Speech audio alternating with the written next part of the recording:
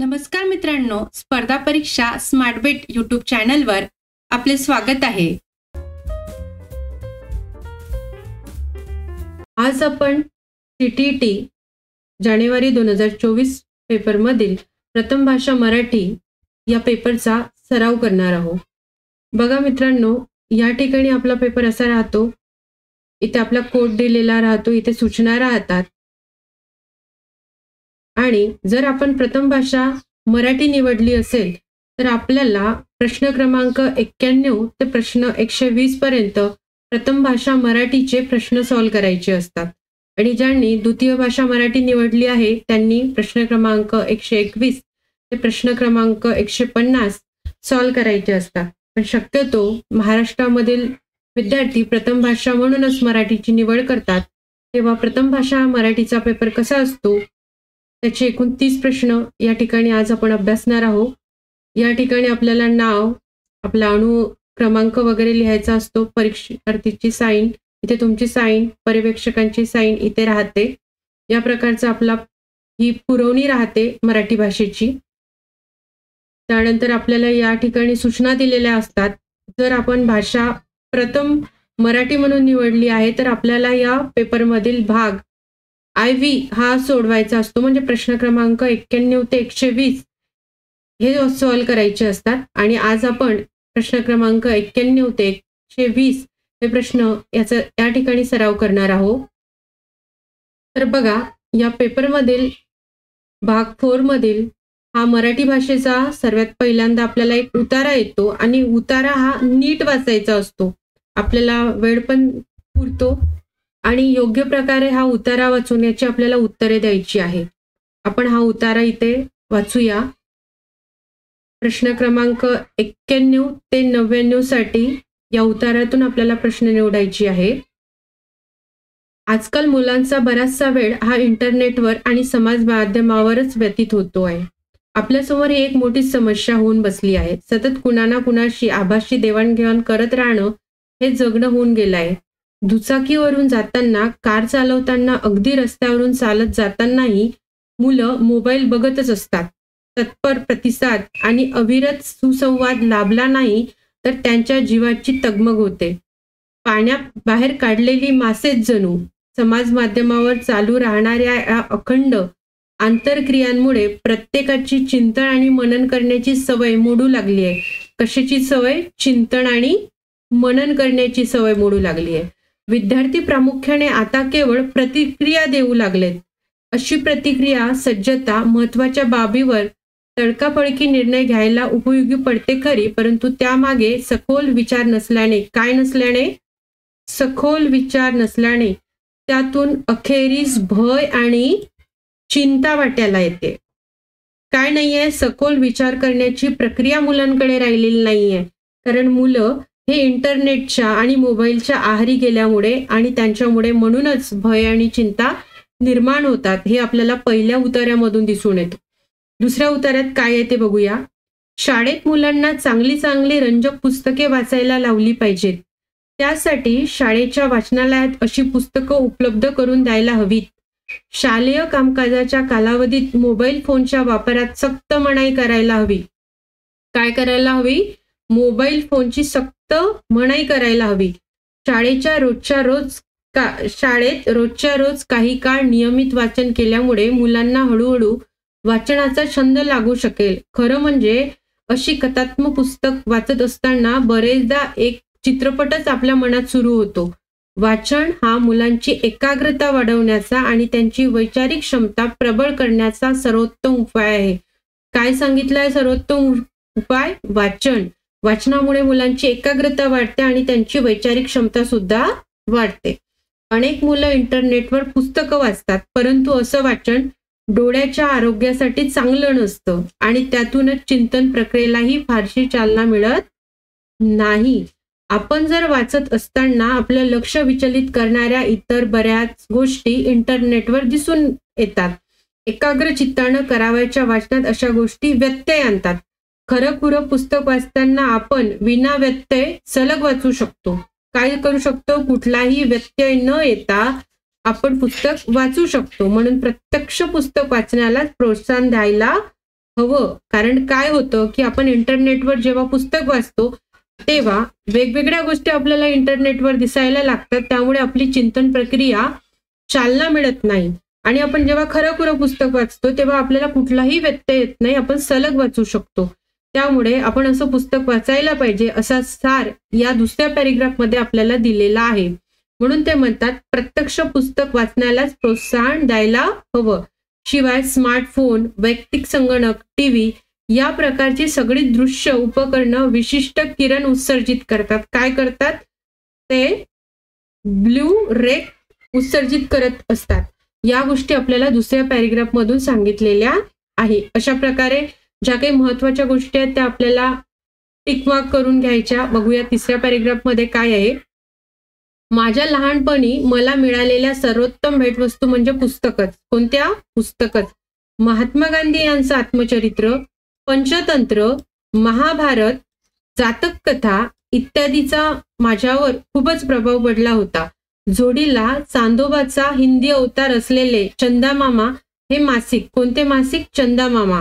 हे मी नियमित वाचत असे. ते अतिशय उत्तम मासिक असायचं. त्यात भारतीय पुराण कथा असत. याशिवाय भारतीय स्वातंत्र्य लढ्याच्या रोमहर्षक कथांचीही मी मंत्रमुग्ध व्हायचो. पुस्तक वाचनाचा नाद एकदा का लागला की आयुष्यभर तो तुमची पाठ सोडत नाही. वाचनाची गोडी काही झटपट लागत नसते. मुलांना पुस्तक वाचनाचा छंद लागावा यासाठी आपण सर्वांनी एकत्रितपणे प्रयत्न करण्याची गरज आहे. त्यामुळे प्रत्येक प्रसंगी, प्रत्येक संधी साधत भेट म्हणून आपण मुलांना पुस्तक द्यायला हवीत.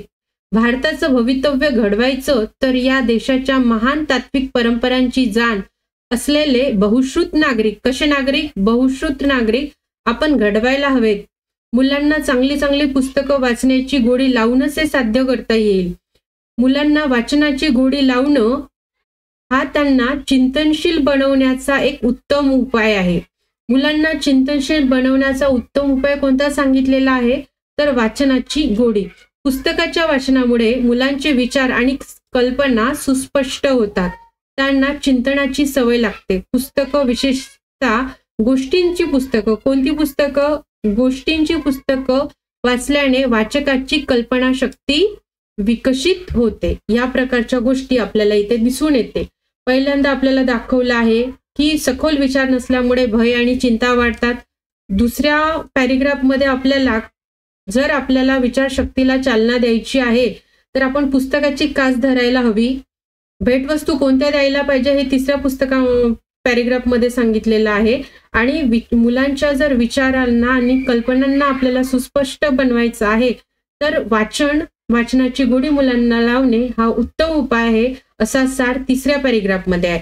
तर बघूया या पॅराग्राफवरची काही प्रश्न उत्तरे. विचारशून्य प्रतिक्रिया दिल्याने कोणती गोष्ट वाट्याला येते? पर्याय 1 कल्पकता, पर्याय 2 भय आणि चिंता, पर्याय 3 विना व्यत्यय वाचन, पर्याय 4 वाचनाचा छंद. योग्य पर्याय आहे पर्याय क्रमांक 2. कारण पॅराग्राफ 1 मध्ये आपल्याला याचं उत्तर मिळतं. भय आणि चिंता मुलांच्या वाढीस लागतात. काय होत असल्यामुळे? विचारशून्य प्रतिक्रिया मुले देत असल्यामुळे. त्यामुळे आपलं उत्तर आहे पर्याय क्रमांक 2. त्यानंतर प्रश्न 92. अनेक मुलं इंटरनेटवर पुस्तकं वाचतात. या वाक्यातलं आपल्याला कर्म शोधायचं आहे. काय शोधायचं आपल्याला? कर्म. मुले काय वाचतात? वाचण्याची क्रिया कशावर होत आहे? पुस्तकांवर. म्हणून आपलं कर्म आहे पर्याय क्रमांक 3 पुस्तक. म्हणून या प्रश्नाचं उत्तर आहे पुस्तक. या वाक्यातलं कर्म आहे पुस्तक. प्रश्न 93. कासावीस होणे, व्याकुळ होणे याचा समानार्थी शब्द शोधा. उत्सर्जन, सज्जता, तगमग, रोमहर्ष. आपल्या या प्रश्नाचं उत्तर आहे पर्याय क्रमांक 3 तगमग होणे म्हणजे आपला जीव कासावीस होणे, व्याकुळ होणे असा होतो. बघूया प्रश्न 94. आपण कोणती गोष्ट भेट म्हणून द्यायला हवी असे लेखक सुचवतो? आपण बघितलंय शेवटच्या पॅराग्राफ मध्ये आपण मुलांची विचारशक्ती वाढवण्यासाठी त्यांना पुस्तके भेट वस्तू म्हणून द्यायला हवी. म्हणून या प्रश्नाचे उत्तर आहे क्रमांक 4. प्रश्न 95. लेखकाच्या मते कोणती कृती विना व्यत्यय करता येते? 1 सलग वाचन, 2 वैयक्तिक संगणक, 3 आभासी देवाणघेवाण, 4 समाज माध्यमावरची अभिव्यक्ती. प्रश्न क्रमांक 95चं योग्य उत्तर आहे सलग वाचन. जर आपण खरंखुरं पुस्तक वाचलं तर कुठलाही व्यत्यय न येता आपल्याला सलग वाचन करता येते. म्हणून प्रश्न क्रमांक 95चं उत्तर आहे 1. त्यानंतर प्रश्न 96 बघू. पुढीलपैकी विशेष नाम नसलेला जे विशेष नाम नाहीये नसलेला पर्याय शोधा. चांदोबा, पुस्तक, पंचतंत्र आणि महाभारत. आपल्याला प्रश्न क्रमांक 96चं उत्तर आहे 2. पुस्तक हा विशेष नाम नाहीये, तर हे सर्वनाम आहे. चांदोबा, पंचतंत्र, महाभारत हे विशेष नाम आहे. त्यामुळे आपलं 96चं उत्तर आहे पुस्तक. त्यानंतर प्रश्न क्रमांक 97. मुलांच्या मोबाईल बघण्याविषयी लेखकाने न सांगितलेला तपशील शोधा. म्हणजे लेखकाने या पॅरेग्राफमध्ये काय सांगितलेलं नाहीये. दुचाकीवरून जाताना, कार चालवताना, रस्त्यावरून चालताना, 4 झोपताना. आपल्याला पाहिजे उत्तर प्रश्न क्रमांक 97चे उत्तर आहे 4. इथे झोपतानाच्या कुठल्याच गोष्टी लेखकाने सांगितलेल्या नाहीये. दुचाकीवरून जातानाही मुलं मोबाईल बघतात, रस्त्यावरून चालतानाही, कार चालवतानाही, परंतु झोपतानाची गोष्ट या ठिकाणी आलेली नाही. म्हणजे हा तपशील लेखकांनी सांगितलेला नाही आहे. म्हणून प्रश्न क्रमांक 97चं उत्तर आहे पर्याय क्रमांक 4. त्यानंतर प्रश्न 98. मुलांची वैचारिक क्षमता वाढवण्याचा कोणता मार्ग लेखकाने सुचवलेला आहे. 1. पर्याय 1 वाचन, पर्याय 2 मोबाईल पाहणे, पर्याय 3 रस्त्यावरून चालणे, पर्याय 4 चांदोबा पाहणे. आपल्याला माहित आहे मुलांची जर वैचारिक क्षमता वाढवायची आहे तर लेखकाने आपल्याला वाचनाचे महत्त्व सांगितलेले आहे. म्हणून प्रश्न क्रमांक 98चं उत्तर आहे 1. प्रश्न क्रमांक 99. प्रतिक्रिया सज्जता केव्हा उपयोगी पडते असे लेखकाला वाटते. पुस्तक वाचताना, पर्याय 1 पुस्तक वाचताना, पर्याय 2 चित्रपट पाहताना, पर्याय 3 त्वरित निर्णय घेताना, पर्याय 4 दुचाकी चालवताना. तर प्रतिक्रिया सज्जता ही त्वरित निर्णय घेताना उपयोगी पडते. म्हणून उत्तर आहे पर्याय क्रमांक 3. बघूया पुढील कविता वाचा. त्यानंतर आपल्याला प्रश्न क्रमांक 100 ते 105 याच्यासाठी एक कविता दिलेली आहे. ही कविता आपल्याला नीट वाचायची असते आणि त्याचे उत्तर आपल्याला या ठिकाणी द्यायचे असतात. बघूया. मी जाईन उडुनी असाच नकळत जेव्हा, पंखाची फडफड थिजून जाईल तेव्हा, मज हसणारे मग उगीच तेव्हा रडती, कुणी आक्रंदती अन कुणी मनी हळहळती, कुणी सावरताना आपुल्याच मनाला सांगे, हे असेच असती बघ नियतीचे धागे, मग होईल क्षणभर शांत शांत हे सारे, आणि क्षणातच पुन्हा वाहतील वारे. बघूया प्रश्न क्रमांक 100 काय आहे ते. पुन्हा वाहतील वारे यातून कवीला काय सुचवायचे आहे. पर्याय 1 शांतता, पर्याय 2 परिवर्तन, पर्याय 3 नियती, पर्याय 4 क्षणाचे महत्व. तर आपल्याला या ठिकाणी या कवितेचा सार लक्षात घेऊन असं लक्षात येते की ही कविता परिवर्तनावर आधारित आहे. म्हणून प्रश्न 100चं उत्तर आहे परिवर्तन. पुन्हा वाहतील वारे म्हणजेच परिवर्तन होईल. म्हणून 100चे उत्तर आहे पर्याय क्रमांक 2. थिजून जाईल तेव्हा मधील अधोरेखित काय आहे. अधोरेखित थिजून जाईल. थिजून जाईल हे काय आहे. पर्याय 1 संयुक्त क्रियापद, 2 गौण क्रियापद, 3 प्रयोजक क्रियापद, 4 शक्य क्रियापद. आपल्याला इथे दिसून येते याचं उत्तर आहे हे थिजून जाईल. हे एक संयुक्त क्रियापद आहे. थिजून जाणे संयुक्त क्रियापद आहे. प्रश्न 102. पंखाची फडफड थिजून जाईल या ओळीच्या अर्थाची साधर्म्य नसलेले वाक्य ओळखा. म्हणजे या ओळीचा जो अर्थ होत नाही तो आपल्याला खालीलपैकी कोणता नाहीये ते ओळखायचं आहे. पंखाची फडफड थिजून जाईल या ओळीच्या अर्थाशी साधर्म्य नसलेले म्हणजे साम्य नसलेले वाक्य आपल्याला ओळखायचे आहे. आयुष्य निश्चल होणे, आयुष्य गोठून जाणे, कुणीतरी हळहळणे, पक्षाची धडपड थांबणे या ठिकाणी आपल्याला उत्तर द्यायचं आहे की नेमकं उत्तर काय साधर्म्य होणार नाही. तर आपल्याला कुणीतरी हळहळणे हा अर्थ इथे अभिप्रेत होणार नाही. म्हणून आपलं पर्याय असेल पर्याय क्रमांक 3 हे आपलं या प्रश्नाचे उत्तर होईल. बघूया पुढचा प्रश्न. 103. मज हसणारे मग उगीच तेव्हा रडती यातून कवीने कोणता भाव व्यक्त केला आहे? पर्याय 1 दुःख, पर्याय 2 ओरडणे, पर्याय 3 उपहास, पर्याय 4 हळहळ. इथे कवीने आपल्याला दिसून येते की उपहास व्यक्त केलेला आहे. काय व्यक्त केलेला आहे? उपहास व्यक्त केलेला आहे. बघूया 104. नियती या शब्दाचा भावार्थ प्रगट न होणारा शब्द आपल्याला शोधायचा आहे. नियती म्हणजे काय होते आपण बघूया. नियती म्हणजे इथे कुठला भावार्थ प्रगट होणार नाही ते बघायचं आहे. दैव म्हणजे नियती होते, प्रारब्ध म्हणजे नियती, नशीब म्हणजे नियती, परंतु ईश्वर म्हणजे नियती होणार नाही. म्हणून 104चं उत्तर आहे पर्याय क्रमांक 4 म्हणजे ईश्वर. 105वा प्रश्न बघू. प्रस्तुत कवितेत कवीने कशाचे चित्रण केले आहे? मृत्यूनंतरची परिस्थिती, पक्ष्यांची फळफळ, आयुष्य सावरणे, आयुष्यातील हळहळ. याच्यामध्ये कवीने कशाचे वर्णन केले आहे? तर आपल्याला दिसते कविता वाचल्यानंतर आपल्या लक्षात येते यामध्ये आपल्याला मृत्यूनंतरची परिस्थिती कवीने या ठिकाणी सांगितली आहे की त्यांच्या मृत्यूनंतर काय काय होऊ शकते ते. त्यानंतर बघू प्रश्न 106. पुढील वाक्याच्या संदर्भात कोणते विधान योग्य नाही? कोणते विधान योग्य नाही आहे? कविता गाणी आणि समूह गीते मुलांसाठी विस्तारित शब्दसंग्रह आहे. 2 शब्द आणि वाक्यरचना पाठ करणे आहे. 3 उच्चारण सराव आहे. 4 अभिव्यक्ती उन्नत करणे आणि गेय वाक्य आहे. तर बघा या सर्व याच्यामधून कविता, गाणी आणि समूह गीते हे मुलांना त्यांची संग्रह वाढवतात, वाक्यरचना वगैरे पण समजते, उच्चारांचा सराव होतो, त्यांना गेयता समजते.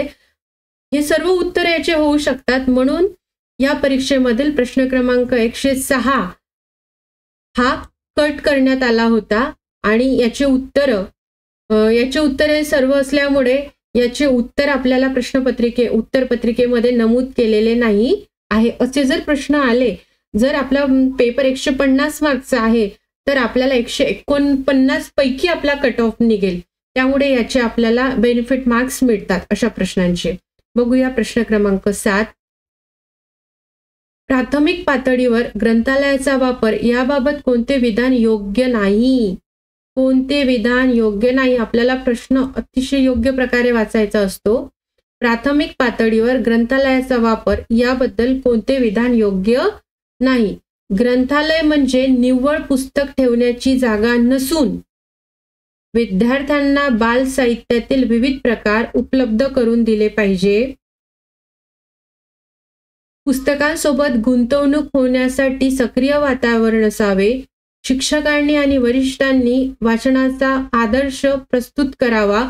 मोठ्याने वाचणे हे फक्त ग्रंथालयात शक्य असते. हे होणार नाही कारण आपण ग्रंथालयात मोठ्यात वाचू शकत नाही. त्यामुळे हे वाक्य इथे उपयुक्त नाही आहे. हे विधान इथे उपयुक्त होणार नाही. प्रश्न 108. साक्षरता आत्मसात करण्यासाठी पुढील कोणते कौशल्य आत्मसात केले पाहिजे? पर्याय 1 स्वनिमिक जागरूकता आणि ओघ, पर्याय 2 शब्दसंग्रह पाहणे आणि रचना ओळखणे, 3 भाषा आकलन आणि डिकोडिंग, 4 अचूकता आणि स्वनिमिक आकलन. आपल्याला काय करायचं? साक्षरता आत्मसात करण्यासाठी कौशल्य भाषा आकलन आणि डिकोडिंग आलं पाहिजे. आपल्याला भाषा समजली पाहिजे. त्यानंतरच्या सर्व क्रिया आहे. पहिल्यांदा आपल्याला भाषेचं आकलन व्हायला पाहिजे. म्हणून प्रश्न क्रमांक 108चं उत्तर आपलं होईल पर्याय क्रमांक 3. बघूया प्रश्न क्रमांक 109. प्रभावीपणे व्याकरणाचे अध्यापन या संदर्भात पुढीलपैकी कोणते विधान योग्य नाही, आपण खूप फास्टमध्ये पेपर सोडवण्याच्या यामध्ये लगबगीमध्ये बरेचदा चुका करतो. आपल्याला योग्य प्रकारे प्रश्न वाचायचा असतो आणि त्यानंतर आपल्याला उत्तर द्यायचं असते की योग्य उत्तर काय असेल. प्रभावीपणे व्याकरणाचे अध्यापन या संदर्भात योग्य विधान कोणते नाही. प्रामाणिक संभाषण सादर करणे हे व्याकरणामुळे शक्य होते. व्याकरणाचे नियम जाणणे हे पण शक्य होते. संभाषणात सराव करून घेणे हे पण शक्य होते. पाठांतरातून व्याकरणाचे नियम पाठ करणे हे आपण करायलाच नको, कारण व्याकरण आपल्याला पाठ केलं तर ते आपल्या लक्षात राहणार नाही आणि अशा प्रकारे आपल्याला व्याकरण समजून घ्यायचं नसते. म्हणून आपल्याला हे विधान इथे योग्य नाही. पर्याय क्रमांक 4 हे 109चे उत्तर आहे. बघू प्रश्न 110. अक्षर आणि ध्वनी यांच्या सहसंबंधावर भर देणारी साक्षरता शिक्षण पद्धती म्हणजे काय. अक्षर आणि ध्वनी यांच्या सहसंबंधावर भर देणारी साक्षरता शिक्षण पद्धती काय. पर्याय 1 समग्र भाषा पद्धती, पर्याय 2 व्याकरण भाषांतर, पर्याय 3 परिस्थितीनुरूप पद्धती, 4 स्वनिमिक सूचना फोनिक इन्स्ट्रक्शन. यामधूनच आपल्याला दिसून येते अक्षर आणि ध्वनीचे आपल्याला सहसंबंध समजतो. म्हणून पर्याय क्रमांक 4 हे या प्रश्नाचे उत्तर आहे. बघूया प्रश्न 111. इयत्ता 3रीची शिक्षिका मुलांना आपल्या मित्राला शकतो या त्याच्या क्षमतेवर 5 प्रश्न विचारायला सांगते. इयत्ता 3रीची शिक्षिका मुलांना आपल्या मित्रांना शकतो या त्यांच्या क्षमतेवर 5 प्रश्न विचारायला सांगते. उदाहरण तू गाऊ शकतो हा उपक्रम रिकामी जागा यासाठी आहे. 1 मौखिक ओघ सराव, 2 नियंत्रित मौखिक सराव, 3 मुक्त संभाषण, 4 सुप्त श्रवण. मुक्त संभाषण होणार नाही, सुप्त श्रवण होणार नाही, नियंत्रित मौखिक सराव होणार नाही. तर 111चे आपले उत्तर होईल पर्याय क्रमांक 1. कारण मौखिक ओघ सराव आहे. त्या मुलाला शकतो चे किती वाक्य सांगता येतात हे या ठिकाणी आपल्याला यामधून लक्षात येईल आणि त्याचा हा मौखिक ओघ सराव होईल. प्रश्न 112. 3ऱ्या इयत्तेच्या शिक्षिकेला वर्गात वाचनकट्टा सुरू करायची इच्छा आहे. काय करायची इच्छा आहे. वाचनकट्टा सुरू करायची इच्छा आहे. यासाठी पुस्तकाची निवड करताना पुढीलपैकी कोणते प्रश्न प्रामुख्याने विचारात घेतले पाहिजे. पर्याय 1 पुस्तकाचे लेखन प्रथित यश आणि आदरणीय बालसाहित्य लेखक आहेत. 2 पुस्तके स्वायत्तपणे बहुतांश विद्यार्थ्यांची पातळी विचारात घेऊन लिहिली गेली आहेत. पर्याय 3 पुस्तके 3ऱ्या इयत्तेच्या अभ्यासक्रमाच्या उद्दिष्टांची पूर्तता करतील. 4 पुस्तके एकापेक्षा अधिक मार्गदर्शक संदर्भासाठी उपयुक्त ठरतील. पुन्हा आपण प्रश्न वाचूया योग्य प्रकारे. 3ऱ्या इयत्तेच्या शिक्षिकेला वर्गात काय सुरू करण्याची इच्छा आहे. वाचन कट्टा. यासाठी पुस्तकाची निवड करायची आहे. तर मग त्या शिक्षिकेला कोणते प्रश्न प्रामुख्याने विचारात घ्यायला पाहिजे. वाचन कट्टा चालू करायचा आहे. वाचन कट्टेसाठी आपल्याला पुस्तकाचे लेखक प्रथित यश आणि आदरणीय बालसाहित्य लेखक आहेत का, बालसाहित्याची ते पुस्तक आहेत का हे आपल्याला बघावं लागेल. म्हणून पर्याय क्रमांक 1 हे या प्रश्नाचे उत्तर आहे. प्रश्न 113. विद्यार्थ्याला वास्तव परिस्थितीत भाषा वापरणे या त्याच्या उद्दिष्टापर्यंत कोणती बाब घेऊन जाते. काय करायचंय त्याला. वास्तव परिस्थितीत भाषा वापरता आली पाहिजे हे उद्दिष्ट त्या शिक्षिकेला काय करायचं आहे, साध्य करायचं आहे. तर मग नैसर्गिक पद्धतीने जर तो बोलत असेल तर ते योग्य होणार नाही. संज्ञापनात्मक पद्धती ही योग्य राहील, कारण कम्युनिकेशन योग्य प्रकारे त्याला करता आलं पाहिजे आणि कम्युनिकेशन योग्य प्रकारे करता येईल तर आपल्याला त्याचं संज्ञापन योग्य होईल हे आपल्याला दिसून येते. थेट पद्धती होणार नाही, श्रव्य भाषिक पद्धती इथे होणार नाही. त्याला योग्य प्रकारे संप्रेषणाचं कार्य जर झालं वर्गामध्ये तर त्याला वास्तव परिस्थितीत भाषा वापरता येईल. म्हणून पर्याय क्रमांक 2 हे 113चे उत्तर आहे. त्यानंतर बघू 114वा प्रश्न. शिक्षिका मुलांना त्यांचे वर्कबुक एकमेकांसोबत बदलून घ्यायला आणि त्यांचे कामे तपासायला सांगते. या उपक्रमाचे उद्दिष्ट काय आहे? 1. विस्तृत वाचनाचा सराव करणे, नवीन शब्दसंग्रहाचा सराव करणे, संरचनेचा नियंत्रित सराव करणे. 4. सवंगड्याचे काम तपासण्याचे कौशल्य विकसित करणे.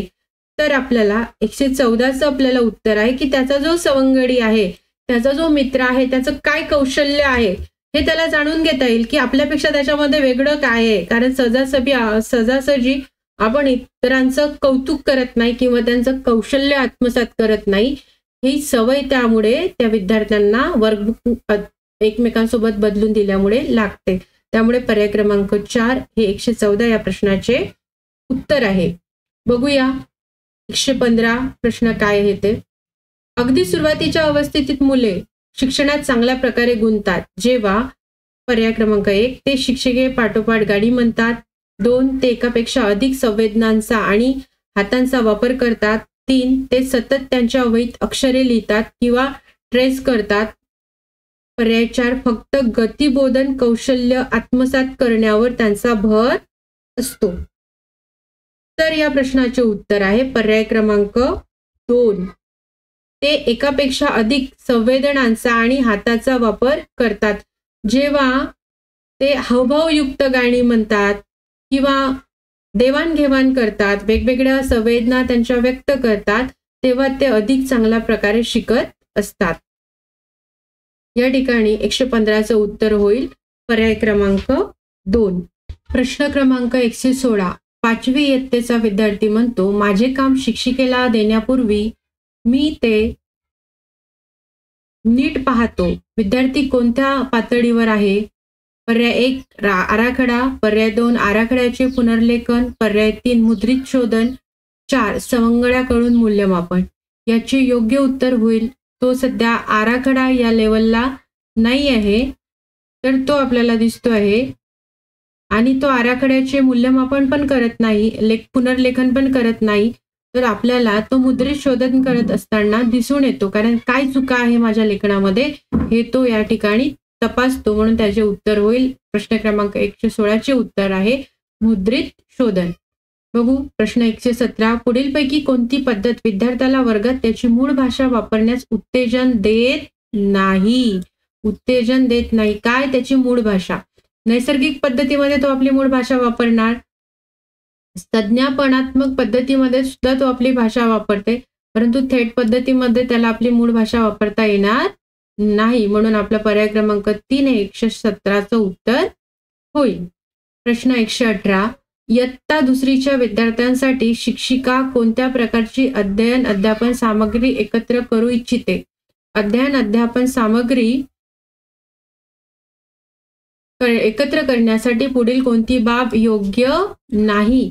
या वयोगटाला ती सामग्री सुरक्षित आणि आकर्षक असली पाहिजे, हे तर असायलाच हवं. वयानुरूप अध्यापन सामग्री पाहिजे. सामग्री अशी असावी की ज्यातून विद्यार्थ्यांना शोधताना हाताळताना कुतूहल वाटणारी असावी, हे पण योग्य आहे. सामग्री स्थानीय पातळीवर निर्माण झालेली आणि स्थानीय पातळीवर उपलब्ध व्हायला पाहिजे, म्हणजे बदलता येईल, हे पण योग्य आहे. मग आपल्याला योग्य बाब नाही विचारलाय. सामग्री विद्यार्थ्यांनीच तयार केलेली असावी आणि त्यात गुळगुळीतपणा नसावा म्हटलं आहे आणि ती खरखरीत असावी म्हटली आहे. ती खरखरीत नसली पाहिजे. म्हणून पर्याय क्रमांक 4 ही योग्य बाब नाही, पण हे आपलं उत्तर आहे. आपलं उत्तर काय आहे?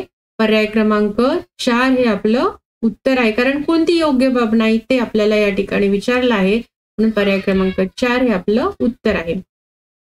प्रश्न 119. राष्ट्रीय शैक्षणिक आराखडा म्हणजे नॅशनल करिक्युलम फ्रेमच्या धोरणानुसार कौशल्य आत्मसात करण्यासाठी प्रत्येक मुलाला आनंददायी, समावेशी आणि स्वागतशील वातावरण उपलब्ध करून देण्यासाठी काय करता येईल? 1. कडक ऊन असताना बाहेरचे उपक्रम न घेता परिसरातील उपक्रम करून घेणे, विद्यार्थ्यांच्या उत्तम आरोग्यावर आणि खुशालीवर भर देणे, वेगवेगळ्या क्षेत्रातील विकास अवस्था संबंधीचे मुलांचे कार्य प्रदर्शित करणे, रंगीबेरंगी वातावरण निर्माण करण्यासाठी वर्ग सजवणे. या बाबी प्राथमिक पातळीवर आपल्याला होकारात्मक वाटतात, परंतु आपल्याला विचारलं काय नेमकं? कौशल्य आत्मसात करणे आणि कसं शैक्षणिक आराखडा धोरणानुसार. म्हणून मुलांना आनंद होईल, त्यांच्या समावेशी गुणांचा मूल्यमापन होईल आणि त्यांच्यासाठी स्वागतशील वातावरण निर्माण होईल, यासाठी आपला पर्याय योग्य ठरतो. पर्याय क्रमांक 3 म्हणजे वेगवेगळ्या क्षेत्रातील विकास अवस्थेसंबंधीचे मुलांचे कार्य आपल्याला प्रदर्शित केल्यास त्यांना आनंद होईल, त्यांच्या गुणांचा समावेशी जे गुण आहे त्यांचा विकास होईल, त्यांच्यासाठी स्वागतशील वातावरण निर्माण होईल. म्हणून पर्याय क्रमांक 3 हे 119 चे उत्तर आहे. शेवटचा प्रश्न आहे हा प्रश्न 120. आधारभूत पातळीवर पाठ्यपुस्तक तयार करताना पुढीलपैकी कोणते सिद्धांत उपयुक्त नाही? कोणता सिद्धांत उपयुक्त नाही? अभ्यासक्रम सिद्धांत उपयुक्त आहे, सादरीकरण सिद्धांत उपयुक्त आहे, तंत्रज्ञान सिद्धांतही उपयुक्त आहे, मूर्त सिद्धांत उपयुक्त होणार नाही. कारण आपल्याला अमूर्त पातळीवरच्या गोष्टी अमूर्त पातळीवरच हे सर्व काम करावं लागते. कोणासाठी? मूर्त विद्यार्थ्यांसाठी. म्हणून आपल्याला हा सिद्धांत उपयुक्त होणार नाही. या ठिकाणी या प्रश्नमालिकेतील 30 प्रश्नांचा सराव आपण केला आहे. हा ही प्रश्नमालिका आपल्याला उपयुक्त वाटली तर या व्हिडिओला नक्की लाईक करा, सबस्क्राईब करा. पुन्हा भेटूया एका नवीन सराव प्रश्नपत्रिकेमध्ये. जर आपल्याला हा व्हिडिओ उपयुक्त वाटत असेल तर व्हिडिओला नक्की कमेंट्स करा. आपल्याला कोणत्या प्रश्नपत्रिकेचा सराव करायचा आहे ते कमेंट्समध्ये कमेंट करा, म्हणजे आपण एक नवीन प्रश्नपत्रिकेचा सराव करू. या ठिकाणी आज आपण 2024 मध्ये जानेवारी 2024 मध्ये जो CTTचा पेपर झाला त्यामधील आय नंबरचा जो ग्रुप होता प्रश्नपत्रिकेचा त्याचा सराव केलेला आहे आणि प्रथम भाषा मराठी यासाठी हा प्रश्न सराव होता. या ठिकाणी आज आपण थांबूया. थँक्यू.